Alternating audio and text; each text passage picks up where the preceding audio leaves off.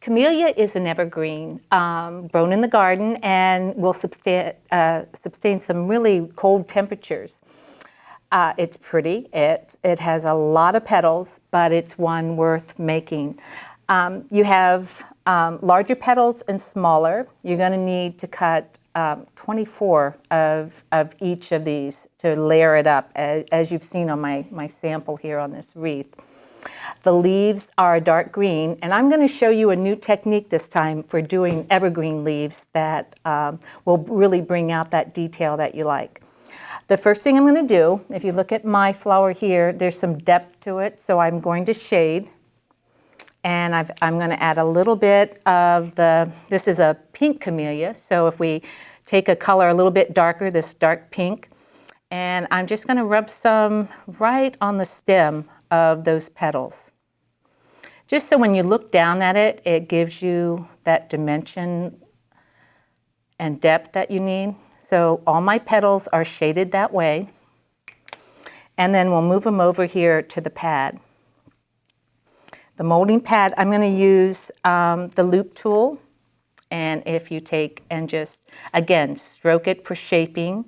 I'm not pressing down on the petal with my opposite hand to hold it down, but I'm just shaping it with the loop tool. And then take the tweezers. You're going to pinch the end, the stem end where you just shaded.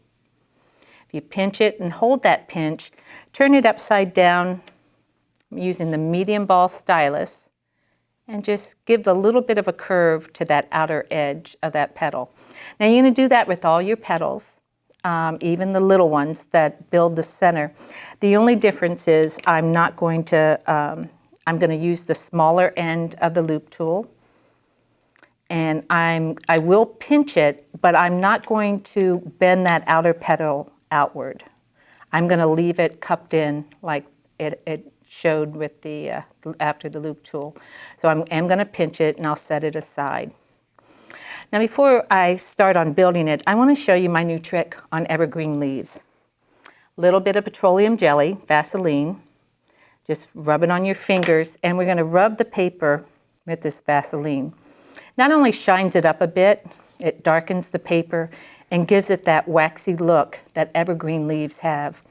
You'll see this on a couple of the flowers in this collection, the magnolia and the rhododendron. Now I'm going to actually let them set and dry a second while I put the flower together, and this Vaseline does dry. Now it has two different calyxes. There's a large and a small, and we're going to put those on the molding mat here. And I'm going to use the medium ball stylus and do a stirring method that cups them up there and gets them to form upward. I'll set that one aside. So what we're going to do is build. We'll put it back over here on the nonstick pad. We're going to build the larger petals onto that larger calyx that we just made.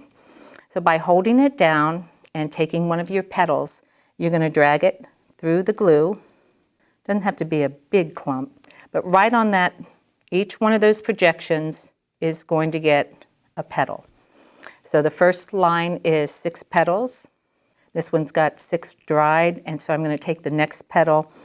I'm going to put it right in between those petals, and I'm going to build that around. So you've got 8 onto here. Now if we take the one I've built around, you'll get it done 24 times.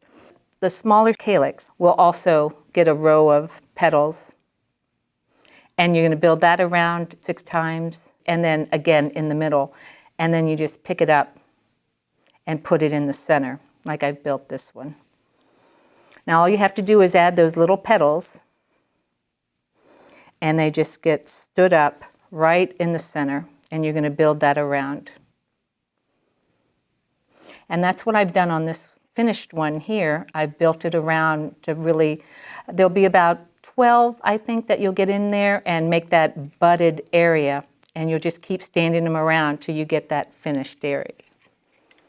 Now to finish your leaves, we're going to put them on the leaf pad, and using the leaf tool, I'm going to, on the wrong side facing you, I'm going to add that stem line, and then I'm going to take and accentuate it with a little bit of the green pan pastels. And then it gets pinched. And if you'd like to have that little curve on the end, you can. Look at the difference. That's just the addition of that petroleum jelly. And it gives it the evergreen look. After you finish your leaves, all you have to do is tuck them under your flower on your project, and you've got a beautiful camellia for your paper garden.